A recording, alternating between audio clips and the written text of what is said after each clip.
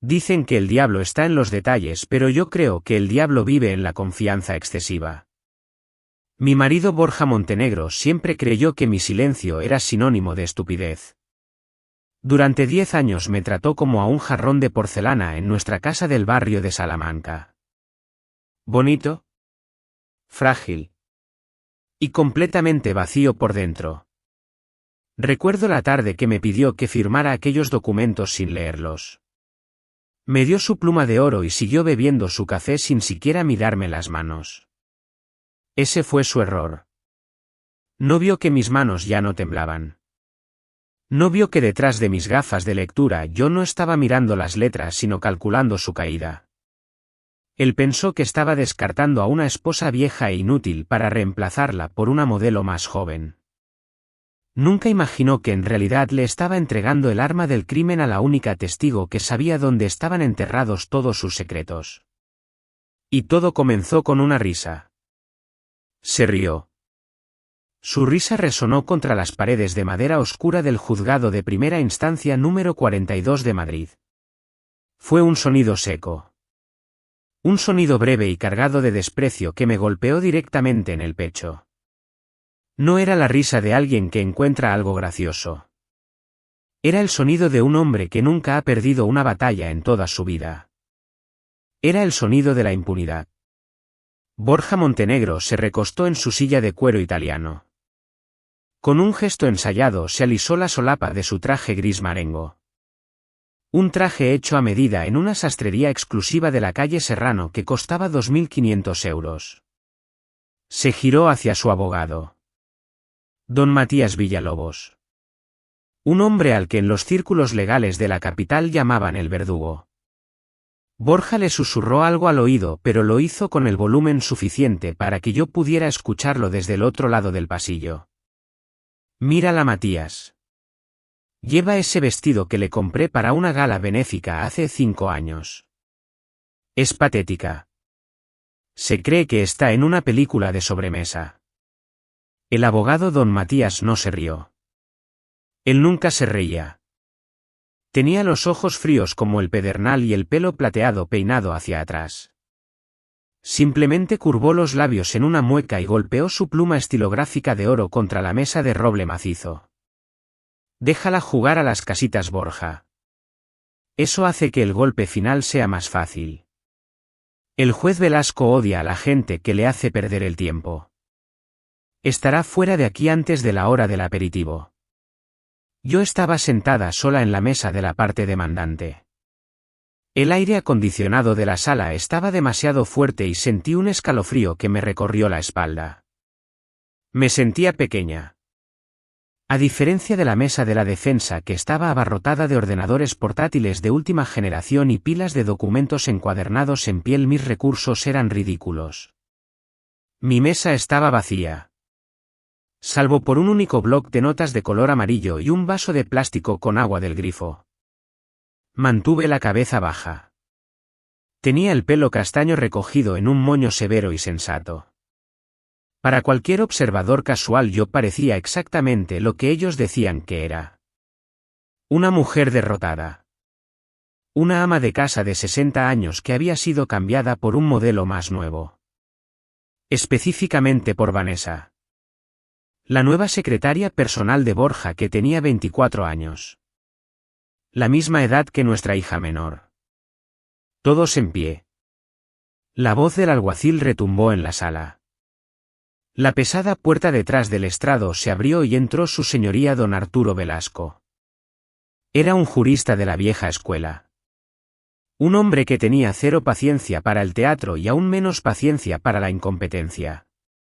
Se ajustó las gafas de lectura y miró el expediente con cansancio. Caso número 49. Montenegro contra García. Estamos aquí para la vista final sobre la división de bienes y la pensión compensatoria. Presenten sus comparecencias. Don Matías se levantó con suavidad abotonándose la chaqueta. Don Matías Villalobos, representando al demandado el señor Borja Montenegro, señoría. El juez miró hacia mi mesa. Yo me levanté. Las patas de mi silla arrastraron contra el suelo de mármol produciendo un ruido áspero en la habitación silenciosa. Borja soltó una risita de nuevo tapándose la boca con una mano perfectamente cuidada. Carmen García, señoría. Mi voz era suave. Temblaba ligeramente. Me represento a mí misma. El juez Velasco me miró por encima de sus gafas. Suspiró. Fue una exhalación larga y pesada que indicaba que ya estaba temiendo este juicio. Señora García. Voy a preguntarle esto una sola vez y quiero que escuche con atención. Su marido es el presidente del Grupo Montenegro. Los activos matrimoniales en cuestión se estiman en decenas de millones de euros. El señor Villalobos aquí presente lleva ejerciendo la abogacía 30 años. ¿Está usted absolutamente segura de que desea proceder sin asistencia letrada? ¿Está usted trayendo un cuchillo de mantequilla a una guerra nuclear? No puedo permitirme un abogado, señoría. Dije mirando mis manos. El señor Montenegro cortó mi acceso a las cuentas conjuntas hace 6 meses. Don Matías se levantó de un salto. Protesto, señoría. El señor Montenegro simplemente aseguró los activos para evitar gastos frívolos. Ofrecimos a la señora García un acuerdo generoso de 40.000 euros para cubrir su transición. Ella lo rechazó por despecho. 40.000 euros. El juez arqueó una ceja. Para un patrimonio de este tamaño esa cifra es curiosa. Es más de lo que ella trajo al matrimonio, señoría. Dijo don Matías con voz suave. Ella era camarera en una cafetería de Vallecas cuando se conocieron. No tiene conocimientos financieros. Estamos tratando de proteger el patrimonio familiar. Ya veo. Dijo el juez. Volvió a mirarme. Señora García. Le aconsejo encarecidamente que reconsidere el acuerdo. Si procede se le exigirá el mismo nivel que a un abogado en ejercicio. No le llevaré de la mano. Si no presenta las mociones correctas perderá. ¿Lo entiende? Levanté la vista por una fracción de segundo. El miedo en mis ojos pareció desvanecerse reemplazado por algo más frío. Algo más duro. Pero fue tan rápido que Borja se lo perdió. Lo entiendo, señoría. Estoy lista. Borja se inclinó hacia don Matías. Mira esto. Va a llorar en 10 minutos. Señor Villalobos, su declaración inicial. Ordenó el juez. Don Matías caminó hacia el centro de la sala. No usaba notas. Era un artista. Señoría. Este caso es simple. Es una tragedia, sí, pero simple. Borja Montenegro es un visionario. Construyó el Grupo Montenegro desde cero. Trabajó jornadas de 18 horas. Se sacrificó todo por el éxito de la familia. ¿Y qué hizo su esposa? Se quedó en casa. Asistió a almuerzos. Gastó su dinero. Y ahora quiere la mitad. Quiere desmantelar una empresa que emplea a miles de personas. Probaremos que sus contribuciones al matrimonio fueron insignificantes. Se sentó. Fue una apertura fuerte. Pintaba a Borja como el héroe trabajador y a mí como la sanguijuela. Señora García. Su declaración inicial. Sea breve. Dijo el juez. Caminé alrededor de la mesa. Me quedé parada torpemente en medio del pasillo. Sostuve mi bloc de notas amarillo contra mi pecho como un escudo. Mi esposo Borja. Comencé con la voz temblorosa. Él dice que no hice nada. Dice que solo era una camarera. Eso es verdad. Yo era camarera en la cafetería El Manantial cuando nos conocimos. Borja puso los ojos en blanco. Aquí viene la historia lacrimógena, pensó. Pero continué tomando aire. La ley en España habla de una sociedad de gananciales. Habla de buena fe. Borja le está pidiendo que crea que construyó el Grupo Montenegro solo. Él le está pidiendo que crea que los 45 millones de euros en el fondo fiduciario Vanguard no existen. La sala se quedó en silencio absoluto.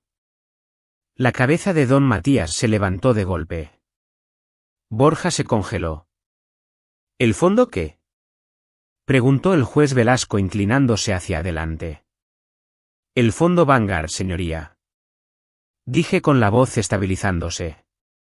Y la sociedad Pantalla en Andorra registrada como Océano Azul. Y los 3 edificios comerciales en Madrid comprados bajo el nombre de su chofer. La cara de Borja pasó de la presunción al color púrpura en 3 segundos. Golpeó la mano sobre la mesa. Eso es mentira. Ella está mintiendo. Señor Montenegro, siéntese. Ladró el juez. Volvió su mirada hacia mí. La lástima había desaparecido reemplazada por un interés agudo. Señora García, esas son acusaciones graves. Alegar activos ocultos sin pruebas es una forma rápida de que se desestime su caso. Lo sé, señoría. Dije suavemente. Caminé de regreso a mi mesa y tomé un solo documento. No tengo un título de abogada. Pero tengo las facturas. Y tengo los registros de transferencias bancarias. Le entregué un papel al alguacil. Prueba A. Dije en voz baja. Don Matías arrebató la copia de las manos del alguacil. Sus ojos escanearon la página. Era un registro de transferencia bancaria. Una transferencia de 4 millones de euros del Grupo Montenegro a una cuenta genérica en un banco de Andorra. Don Matías miró a Borja. Me dijiste que las cuentas estaban limpias. Sí, seo. Lo están. Susurró Borja frenéticamente con el sudor perlando su frente. Esa cuenta está encriptada. No hay forma de que ella tenga eso. Ella ni siquiera sabe usar un ordenador. Me volví a sentar. Miré a Borja. Y por primera vez sonreí. No era una sonrisa feliz. Era la sonrisa de un cazador que acababa de ver caer la trampa. Llame a su primer testigo, señor Villalobos. Dijo el juez con la voz bajando una octava. Y más vale que esto sea bueno. El aire en la sala había cambiado. Ya no era una matanza. Era una guerra. El silencio que siguió a mi primera victoria en el juzgado me arrastró hacia el pasado. De repente el aire frío del tribunal se sintió igual que el aire de nuestro piso en el barrio de Salamanca. Vivíamos en un edificio señorial de la calle Velázquez. Era un apartamento de 300 metros cuadrados con techos altos y molduras de escayola que parecían merengue endurecido. Todo allí era hermoso. Todo allí era caro. Y todo allí era terriblemente frío. Recuerdo las cenas. Borja adoraba organizar cenas.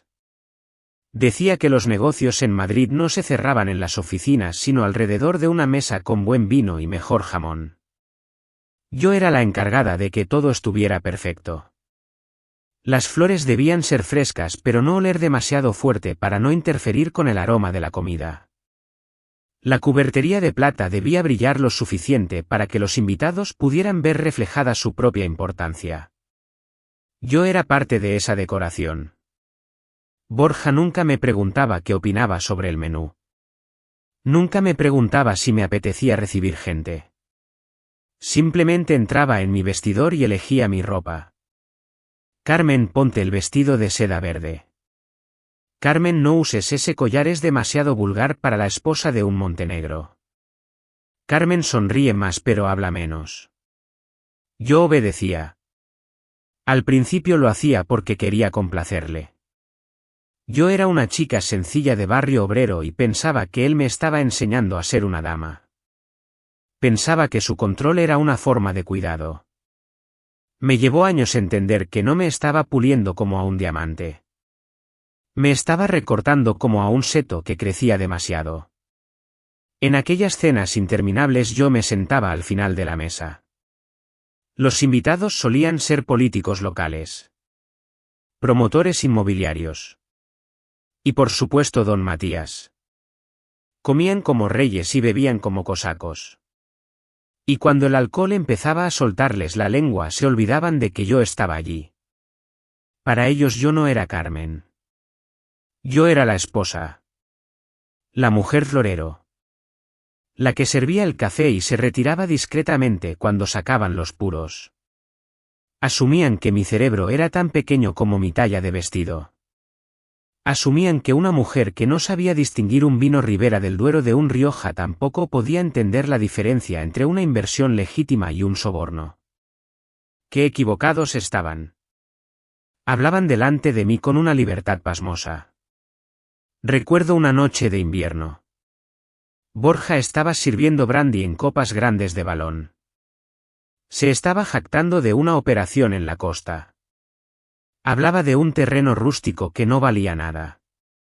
Un secarral, decía él entre risas. Pero tenía un amigo en el ayuntamiento. Un tal concejal Martínez. Solo hace falta cambiar una línea en el plan urbanístico, decía Borja mientras encendía un cigarro. Convertimos suelo agrícola en suelo urbanizable. Y ¡pum! El valor se multiplica por 100. Es magia, Matías. Es pura magia. Don Matías asentía con esa sonrisa de reptil. Es legal si nadie hace las preguntas incorrectas, decía el abogado. Yo estaba recogiendo los platos de postre a su lado. Mis manos no temblaron. Mi rostro no mostró sorpresa. Simplemente bajé la mirada como la esposa sumisa que ellos creían que era. Borja me dio una palmadita distraída en la cadera. Como quien acaricia a un perro leal. Carmen, tráenos más hielo, dijo sin mirarme. Fui a la cocina. Me apoyé contra la encimera de mármol helado y respiré hondo. Mi corazón latía con fuerza, pero no por amor. Latía por el conocimiento. Esa noche entendí mi posición en este matrimonio. Yo no era una compañera. Yo era una tapadera. Mi supuesta ignorancia era el velo que cubría sus pecados. Pensaban que yo era tonta. Pensaban que yo era sorda. Pero yo tenía una cualidad que ellos subestimaban. Yo sabía escuchar. Y tenía una memoria excelente. Cada nombre que mencionaban. Cada cifra que soltaban entre carcajadas. Cada ubicación de esos terrenos mágicos. Todo se quedaba grabado en mi mente. Yo no tenía un título universitario colgado en la pared. Pero tenía la paciencia de quien no tiene nada más que perder. Durante 10 años fui el mueble más peligroso de esa casa. Un mueble que observaba. Un mueble que aprendía. Y un mueble que esperaba el momento exacto para dejar de ser de madera y convertirse en acero. Todo cambió una noche de noviembre. Borja estaba de viaje de negocios en Londres. La casa estaba vacía y el silencio en el apartamento del barrio de Salamanca era absoluto.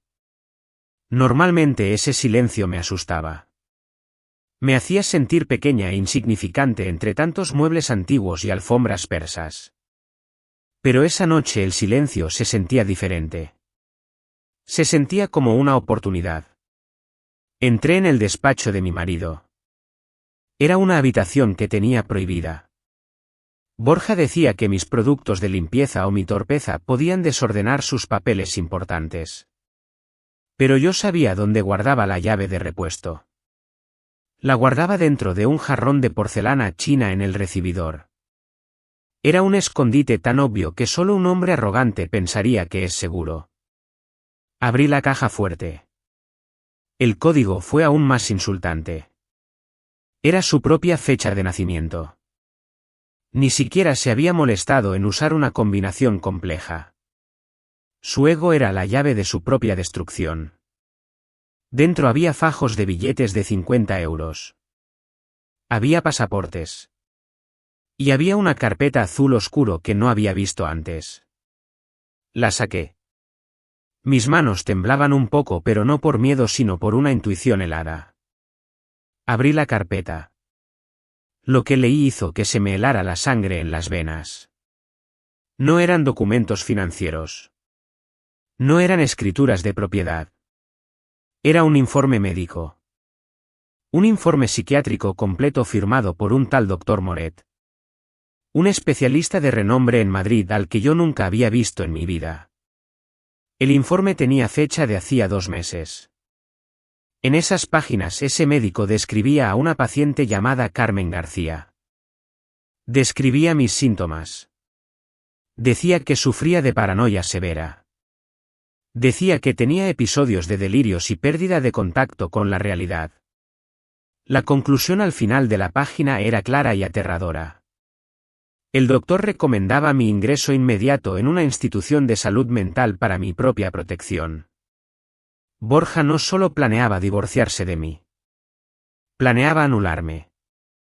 Si yo intentaba reclamar mi parte de la fortuna, él sacaría este papel. Le diría al juez que yo estaba loca. Me encerraría en un sanatorio y él seguiría viviendo su vida de lujo con Vanessa mientras yo me pudría mirando una pared blanca. Cerré la carpeta. Sentí ganas de vomitar. Pero me tragué la bilis. Me tragué el miedo. Y en ese momento algo dentro de mí hizo clic. Fue como si se encendiera una luz en una habitación que llevaba años a oscuras. No lloré. No rompí nada. Volví a dejar la carpeta exactamente donde estaba. Cerré la caja fuerte. Limpié mis huellas con el borde de mi manga. A la mañana siguiente hice lo único que podía salvarme. Fui a la oficina de correos y envié una solicitud de matrícula a la UNED. La Universidad Nacional de Educación a Distancia. Me inscribí en la Facultad de Derecho. Usé mi nombre de soltera y la dirección de una antigua prima lejana para que la correspondencia no llegara a casa. Así comenzó mi doble vida. Durante el día yo seguía siendo la esposa perfecta. Iba a la peluquería. Asistía a las cenas benéficas. Escuchaba los insultos sutiles de Borja con una sonrisa vacía. Pero por la noche yo me transformaba. Esperaba a que Borja se durmiera. Escuchaba su respiración pesada y rítmica. Entonces me levantaba sigilosamente. Me iba a la cocina y me preparaba un café muy cargado. Me ponía mis gafas de cerca. Las que usaba para coser botones. Y abría los libros de texto. El Código Civil. La Ley de Enjuiciamiento Civil. El Derecho Mercantil. Al principio las palabras me parecían un idioma extranjero. Eran densas y complicadas. Me dolía la cabeza. Me ardían los ojos. Muchas veces quise rendirme y aceptar mi destino. Pero entonces recordaba la carpeta azul en la caja fuerte. Recordaba que mi libertad dependía de entender esas páginas. Y poco a poco empecé a entender. Descubrí que la ley no es magia negra. Es lógica. Es un sistema de reglas. Y si conoces las reglas puedes ganar el juego. Me pasaba las noches subrayando párrafos. Memorizando artículos sobre el régimen de gananciales y el alzamiento de bienes. A las 3 de la madrugada, cuando Madrid dormía, yo estaba más despierta que nunca. Sentía que mi cerebro se despertaba de un largo coma. No era tonta como Borja decía. Solo me faltaba información. Cuando empezaba a amanecer escondía mis libros. No los guardaba en cajones con llave. Eso sería sospechoso. Los escondía a plena vista. Los metía debajo de las pilas de revistas del corazón en la sala de estar. Debajo de Lola y el Lecturas. Debajo de las revistas de moda que Borja despreciaba. Era el camuflaje perfecto. Si Borja veía una revista de moda, veía a una esposa frívola e inofensiva. Su propia arrogancia le impedía levantar esas revistas y ver lo que había debajo. Nunca se imaginó que bajo las fotos de las bodas reales y los chismes de famosos se estaba gestando su sentencia final. Yo estudiaba. Él dormía. Y la distancia entre nosotros ya no se medía en metros de cama fría sino en artículos del Código Penal. Se rió. Su risa resonó contra las paredes de madera oscura del juzgado de primera instancia número 42 de Madrid. Fue un sonido seco. Un sonido breve y cargado de desprecio que me golpeó directamente en el pecho. No era la risa de alguien que encuentra algo gracioso. Era el sonido de un hombre que nunca ha perdido una batalla en toda su vida. Era el sonido de la impunidad. Borja Montenegro se recostó en su silla de cuero italiano. Con un gesto ensayado se alisó la solapa de su traje gris marengo. Un traje hecho a medida en una sastrería exclusiva de la calle Serrano que costaba 2.500 euros. Se giró hacia su abogado. Don Matías Villalobos. Un hombre al que en los círculos legales de la capital llamaban el verdugo. Borja le susurró algo al oído, pero lo hizo con el volumen suficiente para que yo pudiera escucharlo desde el otro lado del pasillo. Mírala, Matías. Lleva ese vestido que le compré para una gala benéfica hace 5 años. Es patética. Se cree que está en una película de sobremesa.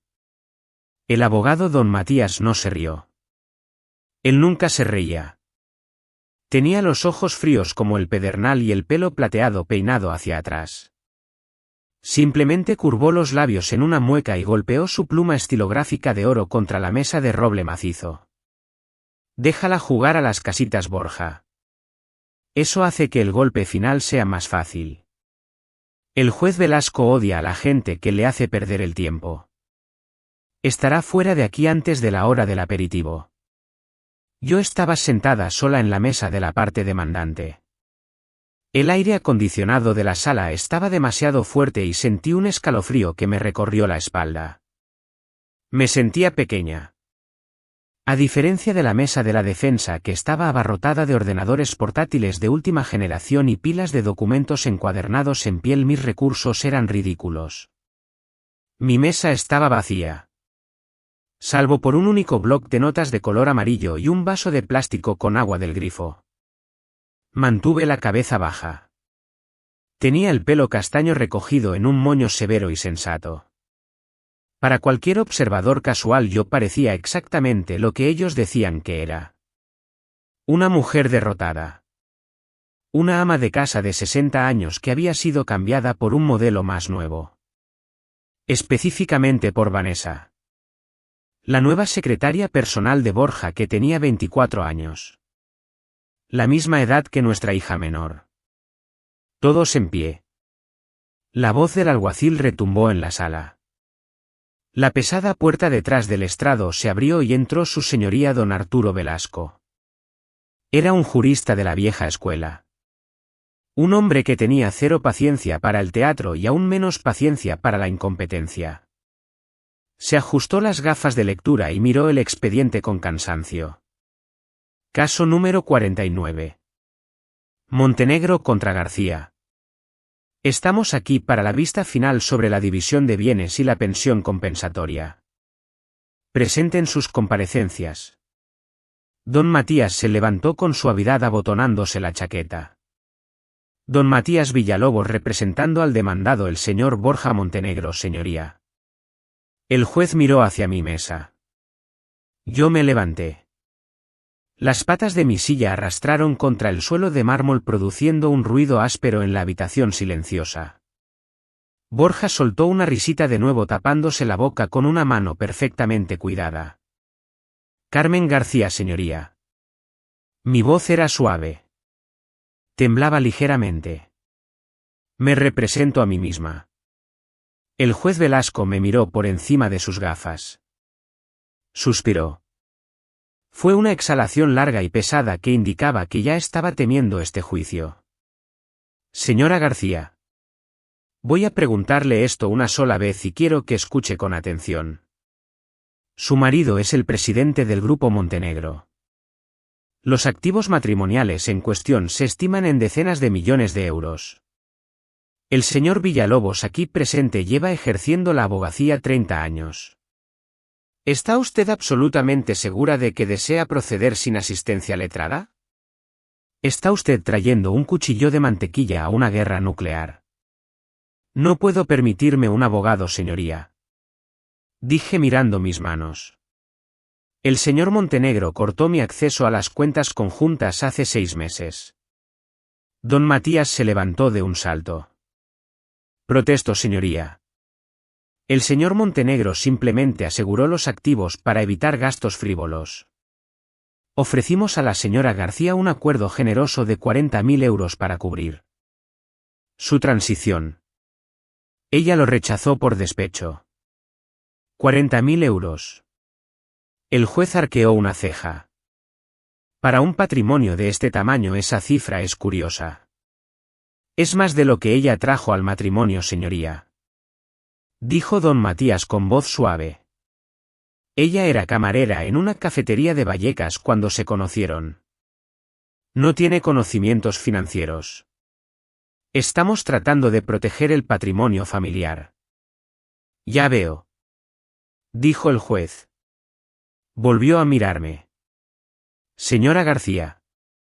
Le aconsejo encarecidamente que reconsidere el acuerdo. Si procede se le exigirá el mismo nivel que a un abogado en ejercicio. No le llevaré de la mano. Si no presenta las mociones correctas perderá. ¿Lo entiende? Levanté la vista por una fracción de segundo. El miedo en mis ojos pareció desvanecerse reemplazado por algo más frío. Algo más duro. Pero fue tan rápido que Borja se lo perdió. Lo entiendo, señoría. Estoy lista. Borja se inclinó hacia don Matías. Mira esto. Va a llorar en 10 minutos. Señor Villalobos, su declaración inicial. Ordenó el juez. Don Matías caminó hacia el centro de la sala. No usaba notas. Era un artista. Señoría. Este caso es simple. Es una tragedia, sí, pero simple. Borja Montenegro es un visionario. Construyó el grupo Montenegro desde cero. Trabajó jornadas de 18 horas. Se sacrificó todo por el éxito de la familia. ¿Y qué hizo su esposa? Se quedó en casa. Asistió a almuerzos. Gastó su dinero. Y ahora quiere la mitad. Quiere desmantelar una empresa que emplea a miles de personas. Probaremos que sus contribuciones al matrimonio fueron insignificantes. Se sentó. Fue una apertura fuerte. Pintaba a Borja como el héroe trabajador y a mí como la sanguijuela. Señora García. Su declaración inicial. Sea breve. Dijo el juez. Caminé alrededor de la mesa. Me quedé parada torpemente en medio del pasillo. Sostuve mi bloc de notas amarillo contra mi pecho como un escudo. Mi esposo Borja. Comencé con la voz temblorosa. Él dice que no hice nada. Dice que solo era una camarera. Eso es verdad. Yo era camarera en la cafetería El Manantial cuando nos conocimos. Borja puso los ojos en blanco. Aquí viene la historia lacrimógena, pensó. Pero continué tomando aire. La ley en España habla de una sociedad de gananciales. Habla de buena fe. Borja le está pidiendo que crea que construyó el grupo Montenegro solo. Él le está pidiendo que crea que los 45 millones de euros en el fondo fiduciario Vanguard no existen. La sala se quedó en silencio absoluto. La cabeza de don Matías se levantó de golpe. Borja se congeló. ¿El fondo qué? Preguntó el juez Velasco inclinándose hacia adelante. El fondo Vanguard, señoría. Dije con la voz estabilizándose. Y la sociedad Pantalla en Andorra registrada como Océano Azul. Y los 3 edificios comerciales en Madrid comprados bajo el nombre de su chofer. La cara de Borja pasó de la presunción al color púrpura en 3 segundos. Golpeó la mano sobre la mesa. Eso es mentira. Ella está mintiendo. Señor Montenegro, siéntese. Ladró el juez. Volvió su mirada hacia mí. La lástima había desaparecido reemplazada por un interés agudo. Señora García, esas son acusaciones graves. Alegar activos ocultos sin pruebas es una forma rápida de que se desestime su caso. Lo sé, señoría. Dije suavemente. Caminé de regreso a mi mesa y tomé un solo documento. No tengo un título de abogada. Pero tengo las facturas. Y tengo los registros de transferencias bancarias. Le entregué un papel al alguacil. Prueba A. Dije en voz baja. Don Matías arrebató la copia de las manos del alguacil. Sus ojos escanearon la página. Era un registro de transferencia bancaria. Una transferencia de 4 millones de euros del Grupo Montenegro a una cuenta genérica en un banco de Andorra. Don Matías miró a Borja. Me dijiste que las cuentas estaban limpias. Sí, seo. Lo están. Susurró Borja frenéticamente con el sudor perlando su frente. Esa cuenta está encriptada. No hay forma de que ella tenga eso. Ella ni siquiera sabe usar un ordenador. Me volví a sentar. Miré a Borja. Y por primera vez sonreí. No era una sonrisa feliz. Era la sonrisa de un cazador que acababa de ver caer la trampa. Llame a su primer testigo, señor Villalobos. Dijo el juez con la voz bajando una octava. Y más vale que esto sea bueno. El aire en la sala había cambiado. Ya no era una matanza. Era una guerra. 2 semanas antes de que la demanda de divorcio llegara a mi puerta, Borja cometió su error fatal. Trajo a su amante a nuestra casa. Era un martes por la tarde. El cielo de Madrid estaba gris y plomizo, amenazando una tormenta que no terminaba de romper. Yo estaba en el salón ordenando unos arreglos florales cuando escuché el sonido de la llave en la cerradura. Borja entró primero. Detrás de él entró ella. Vanessa. La había visto en fotos. Pero verla en persona fue diferente. Era insultantemente joven. Tenía la piel fresca y tersa de quien nunca ha tenido que preocuparse por pagar una hipoteca. Llevaba un bolso de marca que costaba más que el sueldo anual de mi padre. Y me miraba con una mezcla de curiosidad y lástima. Borja ni siquiera se quitó el abrigo. Carmen. Dijo con ese tono de voz que usaba para dar órdenes al servicio. Esta es Vanessa. Mi nueva secretaria personal. Tenemos mucho trabajo urgente que terminar y necesitamos el despacho. Prepara algo de picar y trae café. No me besó. No me preguntó cómo estaba. Simplemente pasó por mi lado como si yo fuera un mueble más en el recibidor. Vanessa me dedicó una sonrisa tímida. Buenas tardes, señora. Dijo. Yo asentí. Buenas tardes. Respondí. Fui a la cocina. Mis manos no temblaban. Preparé la bandeja de plata. Puse las tazas de porcelana fina. Calenté la leche tal y como le gustaba a Borja. Mientras el café goteaba, me miré en el reflejo de la ventana del horno. Vi a una mujer de 60 años con un delantal puesto. Vi a la esposa aburrida. Vi a la víctima perfecta. Y decidí interpretar mi papel hasta el final. Llevé la bandeja al despacho. La puerta estaba entreabierta. Desde el pasillo pude escuchar la voz de Borja. Se estaba riendo. No te preocupes por ella, Vanessa. Le estaba diciendo. Carmen es una buena mujer, pero no entiende de estas cosas. Si le hablas de paraísos fiscales, pensará que estás hablando de una agencia de viajes. Vanessa se rió. Fue una risa cantarina y cruel. ¿Pero no sospechará nada?, preguntó ella. Si ve los documentos de la sociedad en Gibraltar. Borja la interrumpió. Ella firma lo que yo le pongo delante. Confía en mí ciegamente. O mejor dicho, confía en mi chequera. Mientras tenga sus vestidos y sus tés con las amigas no hará preguntas. Es el trato tácito de nuestro matrimonio. Me quedé quieta un segundo. Respiré hondo.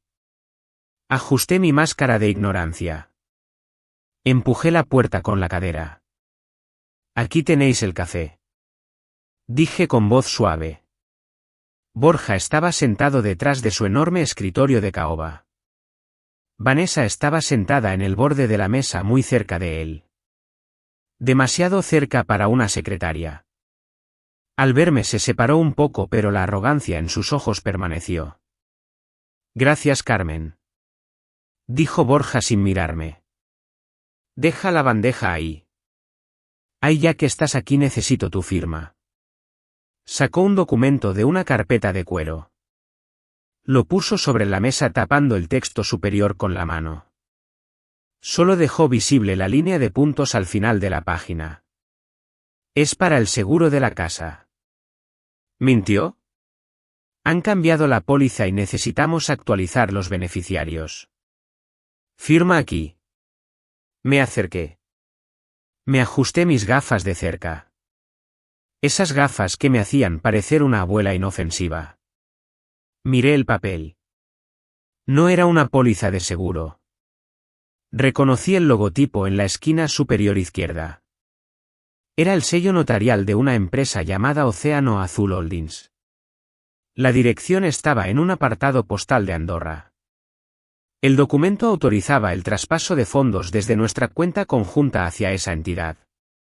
Era un robo. Un robo a plena luz del día.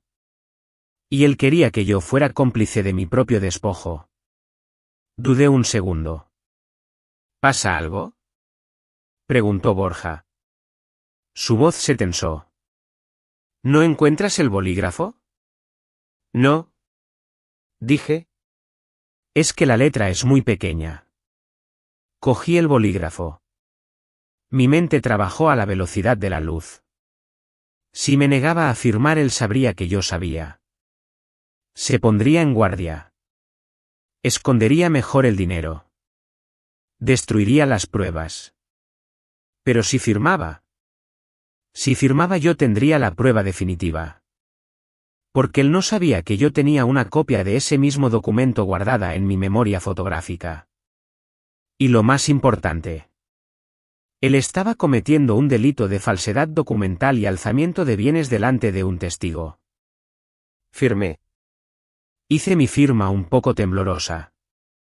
Como la de una mujer mayor y confundida. Ya está. Dije. Borja me arrebató el papel. Lo guardó rápidamente en la carpeta.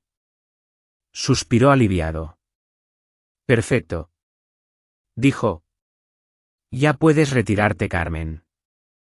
Cierra la puerta al salir. Vanessa me miró. En sus ojos vi el triunfo. Ella pensaba que me había ganado.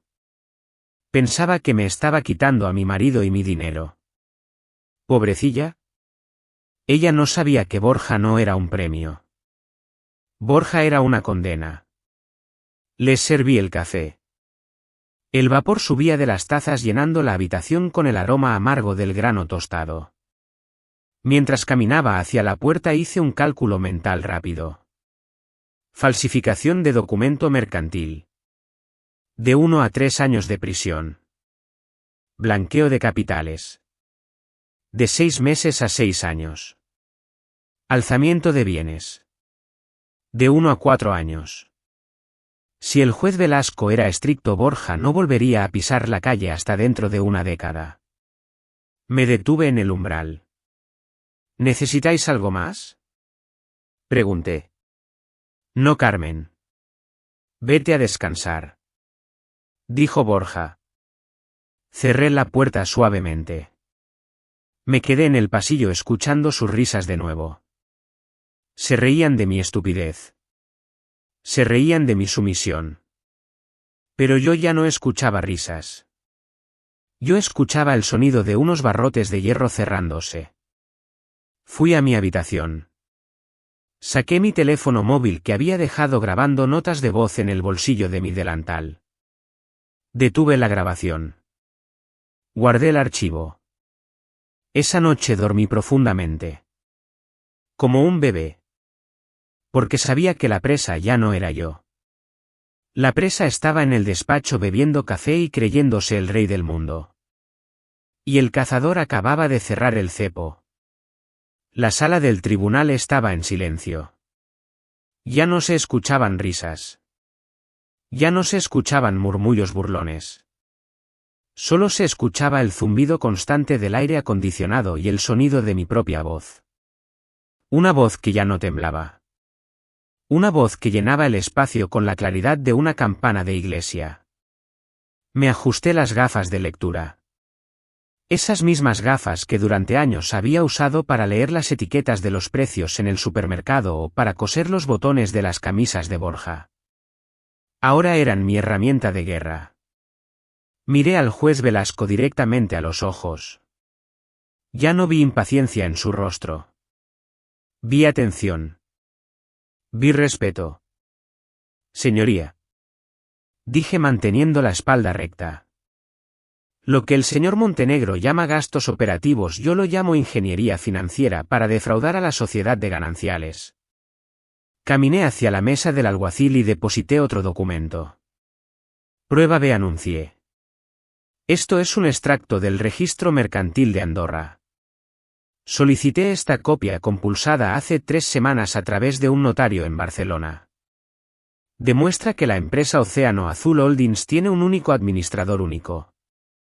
Hice una pausa dramática. Miré a Borja. Su piel había perdido todo el color. Parecía una estatua de cera a punto de derretirse. El administrador único es el señor Borja Montenegro. Dije. Don Matías se levantó de un salto. Su compostura habitual se estaba desmoronando. Su traje caro ya no parecía una armadura sino un disfraz. Protesto, señoría. Gritó. La demandante está introduciendo documentos extranjeros sin la debida cadena de custodia. Esto es inadmisible bajo la ley española. No podemos verificar la autenticidad de esos papeles. Me giré hacia él. No con miedo, sino con la calma de una maestra corrigiendo a un alumno rebelde. Artículo 323 de la Ley de Enjuiciamiento Civil. Dije de memoria. Los documentos públicos extranjeros tendrán fuerza probatoria en España si cumplen los requisitos de legalización. Este documento tiene la apostilla de La Haya. Señor Villalobos. Debería saberlo. Se enseña en primer curso de Derecho. El juez Velasco ocultó una pequeña sonrisa detrás de su mano. La objeción se deniega. Dijo el juez. Siéntese, señor Villalobos. Y deje de interrumpir a la señora García. Ella conoce la ley mejor que usted esta mañana. Don Matías se desplomó en su silla. Miró a Borja con una mezcla de furia y pánico. Continué. Pero señoría. El dinero oculto en Andorra es solo la punta del iceberg. Lo que es verdaderamente criminal es de dónde salió ese dinero. Borja empezó a negar con la cabeza. Sus labios se movían sin emitir sonido. No. No. No. Saqué el último documento de mi pila. Era una hoja de cálculo simple. Columnas de números. Fechas. Y conceptos. El Grupo Montenegro tiene un fondo de pensiones para sus empleados más antiguos. Hombres y mujeres que han trabajado en las obras y en las oficinas durante 30 años. Gente honesta. Gente que confió sus ahorros de jubilación a mi marido. Mi voz se endureció. El día 15 de enero de este año se retiraron 250.000 euros de ese fondo. En los libros de contabilidad aparece como una inversión en futuros. Pero si seguimos el rastro del dinero. Si seguimos las transferencias bancarias que tengo aquí detalladas. El dinero no fue a la bolsa. Levanté la hoja para que todos pudieran verla. El dinero fue transferido a una empresa de reformas y decoración llamada Casa de Sueños. El juez Velasco se inclinó hacia adelante. Sus gafas brillaron bajo la luz artificial. ¿Y qué reformó esa empresa, señora García?, preguntó el juez con voz grave. Reformó un chalet de lujo en la urbanización La Moraleja. Respondí. Un chalet que no está a nombre de Borja Montenegro. Ni a nombre del grupo. Está a nombre de la señorita Vanessa. Su secretaria personal. La sala estalló en murmullos. Miré a la zona del público. Vi las caras de asombro. Vi a los periodistas tomando notas frenéticamente. Señoría. Terminé diciendo. Mi marido no solo me ha robado a mí. Ha robado el futuro de sus trabajadores. Ha vaciado las pensiones de ancianos que no pueden defenderse. Y lo ha hecho para pagar el mármol italiano y los grifos de oro del baño de su amante. Borja se cubrió la cara con las manos. Ya no era el gran empresario. Ya no era el león de los negocios. Era solo un hombre pequeño. Un hombre atrapado en su propia red de mentiras. El juez Velasco me miró. Asintió lentamente. Fue un gesto casi imperceptible. Pero en ese gesto vi mi victoria. No necesitaba gritar. No necesitaba llorar. La verdad desnuda y cruda había hecho todo el trabajo por mí. El dinero era una cosa. La codicia es un pecado común en hombres como Borja. Pero lo que estaba a punto de revelar no tenía que ver con euros ni con cuentas en Suiza. Tenía que ver con la maldad pura. El juez Velasco estaba revisando los documentos bancarios con el ceño fruncido. La sala estaba en una calma tensa. Podía escuchar la respiración agitada de Borja desde mi mesa. Él sabía que había perdido el dinero. Pero todavía creía que podía salvar su reputación. Todavía creía que podía salir de allí caminando con la cabeza alta. Señoría. Dije. Mi voz sonó más baja ahora. Más íntima. El fraude financiero es grave. Pero hay un crimen moral que este tribunal debe conocer. El señor Montenegro no solo planeaba dejarme en la ruina. Planeaba robarme mi libertad y mi cordura. Saqué la carpeta azul. Aquella misma carpeta que había encontrado en la caja fuerte hacía meses. Mis manos acariciaron la cubierta fría. Acerqué el micrófono a mis labios. Presento ante el tribunal el informe psiquiátrico firmado por el doctor Moret. Un informe pagado por mi marido. Un informe redactado sin que yo hubiera pisado jamás la consulta de ese médico. En estas páginas se detalla un plan para incapacitarme legalmente. Se describe una paranoia inexistente. El objetivo era encerrarme en un sanatorio para que no pudiera reclamar lo que era mío. Borja se puso de pie de un salto. Su silla cayó hacia atrás con un estruendo terrible. «Eso es privado», gritó. «Ella robó eso de mi caja fuerte». El juez golpeó el mazo. «Siéntese, señor Montenegro. O le haré desalojar por la fuerza». Pero yo no había terminado. Miré a Borja. Le miré a los ojos.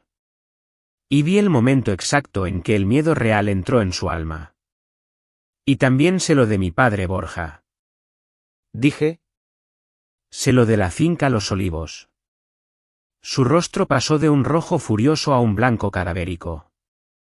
Fue como si le hubiera drenado la sangre del cuerpo. Abrió la boca pero no salió ningún sonido. Sé que te casaste conmigo no por amor. Sino porque era la única forma de unificar las parcelas para tu gran proyecto urbanístico en la costa. Sé que mi padre no murió por accidente. Sé que le presionasteis hasta que su corazón no pudo más. Me utilizaste. Me convertiste en una viuda triste y luego en una esposa trofeo para construir tu imperio sobre los huesos de mi familia. La verdad flotó en el aire. ¿Pesar? Asfixiante. Borja me miró. Y en su mirada ya no había arrogancia. Había horror. No porque le hubieran descubierto, sino porque se dio cuenta de quién le había descubierto. Durante 10 años él había vivido con una mujer a la que consideraba un mueble. Una tonta. Una inútil. Y esa mujer había estado observando cada movimiento. Había estado recopilando cada pecado. Su ego no pudo soportarlo. ¿Bruja? Aulló. Maldita bruja ignorante. Se abalanzó hacia mí. Saltó sobre la mesa de la defensa tirando los ordenadores al suelo. Don Matías intentó agarrarle de la chaqueta, pero Borja se soltó con una fuerza salvaje. Sus ojos estaban desorbitados. Quería hacerme daño. Quería borrar esa sonrisa tranquila de mi cara. Pero no llegó a tocarme. 2 agentes de policía se lanzaron sobre él antes de que pudiera cruzar el pasillo. Lo inmovilizaron contra el suelo de mármol. El hombre intocable. El gran Borja Montenegro. Ahora estaba con la cara aplastada contra el suelo frío, jadeando como un animal herido. Yo no me moví. No retrocedí ni un paso. Me acerqué al borde de mi mesa y le miré desde arriba. Borja levantó la cabeza. Me miró con odio. Pero también con confusión. ¿Cómo? Jadeó. ¿Cómo pudiste tú? Me incliné ligeramente. Solo para que él y yo pudiéramos compartir este último momento. No perdiste porque yo fuera más lista que tú, Borja. Le dije suavemente. Perdiste porque nunca me viste como a un ser humano. Para ti yo era solo una cosa. Y las cosas no piensan. Las cosas no sienten. Y las cosas no se defienden. Ese fue tu error. Olvidaste que yo también soy una persona. Los agentes lo levantaron. Le pusieron las esposas. El clic del metal fue el sonido final de nuestro matrimonio. El juez Velasco observaba la escena en silencio. Luego me miró a mí y asintió levemente. No hubo aplausos. No hubo celebraciones. Solo el peso inmenso de una justicia que había tardado demasiado en llegar. Me senté en mi silla. Me sentía vacía. Agotada. Pero por primera vez en mi vida me sentía completamente libre. Si han llegado hasta aquí escuchando mi historia, por favor les pido que dejen un comentario con el número 1 ahí abajo. Necesito saber que todavía hay compañeros de viaje conmigo en este camino. Su presencia es el mayor aliento para que pueda contarles la parte final de esta historia. Borja durmió esa noche en la prisión de Soto del Real. La noticia corrió por Madrid como la pólvora. Los teléfonos en el piso de la calle Velázquez no paraban de sonar. Periodistas. Curiosos. Antiguos amigos de la alta sociedad que durante años me habían ignorado y que de repente querían saber cómo estaba. Desconecté el cable del teléfono de la pared. No quería hablar con nadie. No quería ser la portada de ninguna revista del corazón. No quería ser la heroína vengadora ni la viuda negra. Solo quería ser Carmen. El juez Velasco me había otorgado el control temporal de los activos bloqueados para asegurar la reparación del daño. Mi primera orden como administradora no fue comprarme un coche nuevo ni reservar unas vacaciones. Fue reunir a los auditores. Firmé la transferencia más importante de mi vida. Devolvimos hasta el último céntimo al fondo de pensiones de los empleados. 3 millones de euros que regresaron a las cuentas de los albañiles y administrativos que se habían dejado la espalda construyendo el imperio de mi marido. Al firmar aquel papel sentí que me quitaba un peso de encima. El dinero sucio mancha las manos. Y yo quería tener las mías limpias. Luego llegó el momento de la despedida física. Volví al piso por última vez. Caminé por los pasillos silenciosos con sus techos altos y sus molduras de escayola. Ya no me sentía pequeña allí. Me sentía ajena. Como una visitante en un museo que está a punto de cerrar para siempre. No cogí las maletas de piel de marca. Cogí unas bolsas de viaje de telas sencillas que guardaba en el altillo. Metí mis libros de derecho. Metí la ropa cómoda que usaba cuando Borja no estaba. Mis gafas de lectura. Las fotos en blanco y negro de mis padres. Fui al dormitorio principal y abrí el joyero. Allí estaban. Los collares de esmeraldas. Los pendientes de diamantes. El reloj de oro suizo. Brillaban bajo la luz de la lámpara con una frialdad exquisita. Eran hermosos. Sí. Pero pesaban. Pesaban como cadenas. Los dejé allí. Todos. No me llevé ni un solo anillo. Esas joyas no eran regalos de amor. Eran el pago por mi sumisión. Eran el precio de mi silencio. Y mi silencio ya no estaba en venta. Cuando bajé al recibidor con mis bolsas al hombro me encontré con Vanessa. Estaba sentada en una de las butacas de terciopelo del salón. Lloraba. El maquillaje se le había corrido por las mejillas formando surcos negros. Parecía una niña perdida disfrazada con ropa de mujer adulta.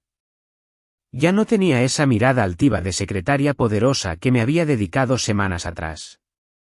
Al verme se encogió en el asiento. Probablemente esperaba que le gritara. Esperaba que la echara a patadas o que la insultara. Me detuve frente a ella. Señora Carmen. Sollozó. Yo no sabía. Él me dijo que todo era legal. Ahora la policía quiere interrogarme. Me van a imputar. No tengo dinero. No tengo a nadie. La miré. Y solo sentí una profunda tristeza. No vi a una rival. Vi en ella a la chica joven e ingenua que yo fui una vez. Deslumbrada por el brillo falso de un hombre poderoso. No le grité. Vanessa. Dije con voz suave. Mírame. Ella levantó la vista. Sus ojos estaban rojos e hinchados. Borja no te va a salvar. Nadie te va a salvar. Saqué de mi bolso un sobre con algo de efectivo. No era mucho. Lo suficiente para un billete de tren y unos días de comida. Se lo puse en la mano. Vuelve a casa de tus padres. Le dije. Y escucha un consejo de una mujer vieja. No busques a otro Borja. No busques a un hombre que te ponga un piso y te compre bolsos caros. Estudia. Trabaja. Aprende a sostenerte sobre tus propios pies. Porque cuando el hombre cae tú te caes con él. Pero si te sostienes tú misma nadie podrá tirarte al suelo jamás. Ella apretó el sobre contra su pecho. Asintió sin poder hablar. Dejé las llaves del piso sobre la consola de entrada. El sonido del metal contra la madera fue el punto final de 30 años de mi vida. Abrí la puerta pesada. El aire de la calle me golpeó en la cara. Olía a tubo de escape y a asfalto caliente. Olía al tráfico de Madrid. Pero para mí olía a gloria. Caminé hacia la parada del autobús. No miré atrás. Ni una sola vez. Fui a verle una última vez. No porque le debiera nada. Y ciertamente no porque le echara de menos. Fui porque necesitaba cerrar el libro. Necesitaba ver el punto final con mis propios ojos para asegurarme de que la tinta se había secado. El centro penitenciario de Soto del Real es un lugar gris. Es un edificio de hormigón y acero donde el tiempo parece detenerse. El aire allí dentro huele a lejía barata y a desesperación contenida. Un olor que se te mete en la ropa y no se va hasta que te duchas 3 veces. Me senté en la cabina del locutorio. Frente a mí había un cristal blindado sucio. Un muro transparente que separaba mi libertad de su condena. Esperé 5 minutos. Cuando la puerta del otro lado se abrió casi no reconocí al hombre que entró escoltado por un funcionario. Borja Montenegro siempre había sido un hombre que llenaba las habitaciones con su presencia. Su ego ocupaba más espacio que su cuerpo. Pero el hombre que se sentó en la silla de plástico al otro lado del cristal parecía encogido. Ya no llevaba su traje a medida de 2.500 euros. Llevaba un chándal gris desgastado. Ya no olía a colonia cara. Su pelo plateado que siempre llevaba impecablemente peinado hacia atrás ahora estaba revuelto y grasiento. Sin sus plumas el pavor real era solo un pájaro triste. Descolgó el teléfono negro colgado en la pared. Yo hice lo mismo. Su voz sonó metálica a través del auricular. Mírate. Dijo. Estás orgullosa de ti misma, ¿verdad? No había arrepentimiento en sus ojos. Ni una pizca. Solo había rencor. Has destruido todo lo que construí, Carmen. Siguió diciendo. Has destruido el apellido Montenegro. Mis socios me han dado la espalda. Don Matías me ha traicionado para salvar su propio pellejo. Y todo por tu culpa. Todo por tu maldito despecho de mujer ignorada. Yo no dije nada. Solo le miraba. Era fascinante. Incluso aquí.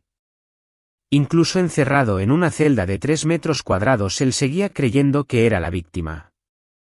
En su mente retorcida él no había hecho nada malo al robar las pensiones de sus trabajadores. Él no había hecho nada malo al empujar a mi padre a la tumba. El único crimen según él era que yo le había descubierto. Te saqué de la miseria. Siseó acercándose al cristal. Eras una camarera de barrio. No tenías nada. Yo te di una vida de lujo. Te di un techo en el barrio de Salamanca. Y así es como me lo pagas. Eres una ingrata. Sin mí no eres nadie, Carmen. Nadie. Sus palabras eran veneno. Pero era un veneno caducado. Ya no me hacía efecto. Hace un año esas frases me habrían hecho llorar. Me habrían hecho sentir pequeña. Pero ahora solo me producían una lástima infinita. Me di cuenta de que Borja nunca cambiaría. Moriría en esa cárcel culpando al mundo entero antes de mirarse en un espejo. Suspiré. ¿Borja? Dije. Él se calló. Esperando quizás una disculpa. O un insulto. Pero yo no tenía insultos para él. ¿Por qué? Preguntó él con la voz rota por la frustración. ¿Por qué me has hecho esto a mí? Me acerqué un poco más al cristal. Apoyé mi mano sobre la superficie fría. Justo donde estaba su mano al otro lado. Pero no sentí su calor. Yo no te he hecho nada, Borja. Le respondí con una calma absoluta. Yo no he falsificado documentos. Yo no he robado dinero. Y yo no he matado a nadie. Todo eso lo hiciste tú solito. Hice una pausa. Yo solo he puesto la verdad en su sitio. Y la verdad pesa, Borja. Pesa mucho más que tu dinero. Colgué el teléfono. Borja empezó a golpear el cristal. Gritaba algo, pero yo ya no podía oírle. El sonido se había cortado. Veía su boca moverse formando insultos y amenazas. Veía su cara roja de ira. Era como ver una película muda de terror. Me levanté. El funcionario le agarró del brazo para llevárselo. Borja se resistió un momento mirando hacia mí. Y entonces lo vio. Vio que yo ya no le miraba. Vio que yo ya me había dado la vuelta. Caminé hacia la salida.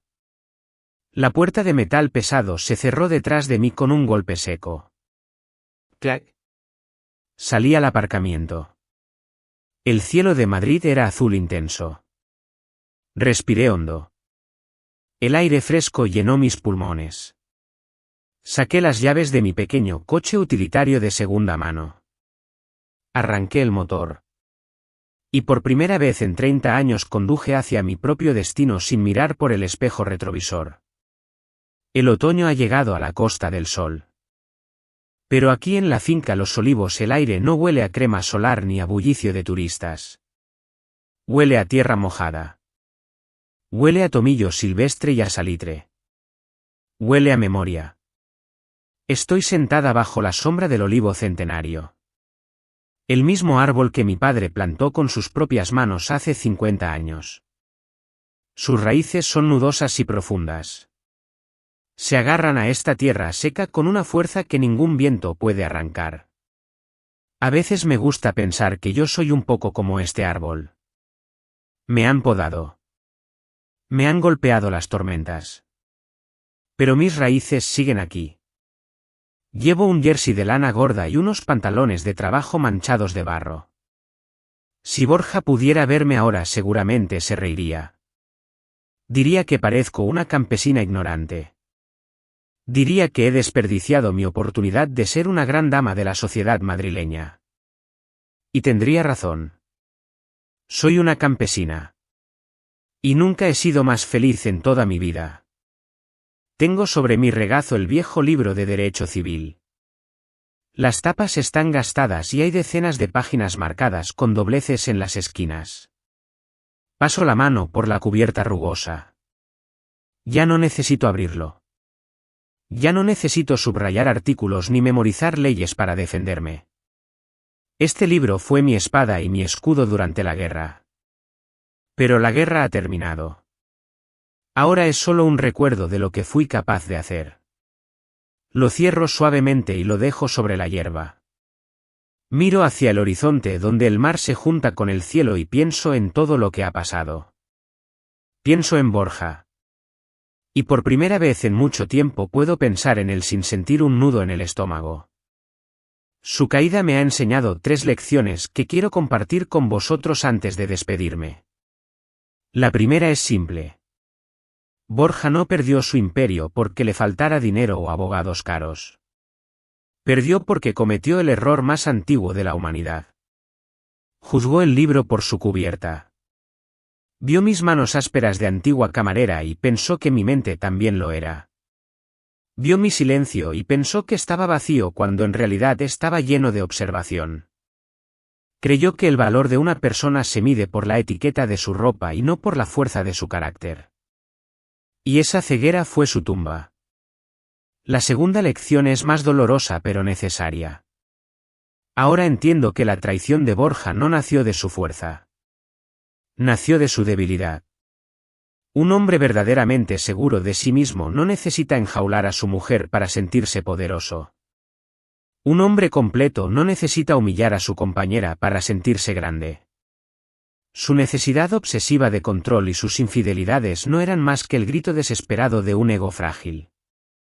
Necesitaba que yo fuera pequeña para el poder creerse un gigante. En el fondo solo era un niño asustado aterrorizado de que alguien descubriera que no era nadie. Y la tercera lección. La más importante de todas. Mucha gente me pregunta si disfruto sabiendo que él está en una celda fría. Me preguntan si siento el dulce sabor de la venganza. Y mi respuesta siempre les sorprende. No siento placer. La verdadera victoria de una mujer no es ver a su enemigo sufrir. No es devolver el golpe con más fuerza. Eso solo nos convierte en lo que odiamos. La verdadera victoria es mirarse al espejo por la mañana y reconocer a la persona que te devuelve la mirada. Ganar es mantener la dignidad cuando el mundo espera que te arrastres por el fango. Ganar es recuperar tu voz y usarla para decir la verdad y luego tener la valentía de irse en silencio. Sin portazos. Sin insultos. Sin amargura. He recuperado la tierra de mi padre. He recuperado mi nombre. Carmen García. Pero lo más valioso que he recuperado es mi paz. El sol empieza a ponerse tiñendo los olivos de color oro viejo. Se levanta una brisa fresca. Me levanto y me sacudo la tierra de los pantalones. Es hora de volver a casa. Tengo una sopa caliente en el fuego y un libro nuevo esperando en la mesilla de noche. Esta vez es una novela de aventuras. Gracias por haberme escuchado. Gracias por haberme acompañado en este viaje desde la oscuridad de un juzgado hasta la luz de este atardecer.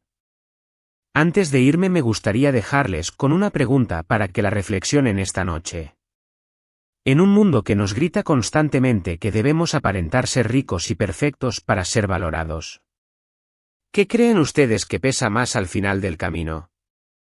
¿El aplauso de 1000 desconocidos o la tranquilidad de una conciencia limpia?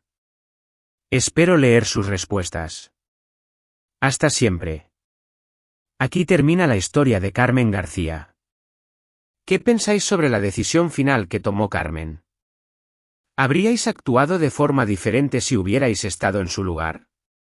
Por favor, compartid vuestras reflexiones en los comentarios. Os aseguro que leo cada una de vuestras palabras con atención. Si este relato os ha hecho reflexionar o ha tocado alguna fibra sensible, no olvidéis dejar un me gusta. Compartidlo con esa persona que sabéis que también se emocionará, y suscribíos al canal para no perderos las historias que están por venir. Nos vemos en el próximo relato, y quién sabe, tal vez la próxima vez, el protagonista seas tú.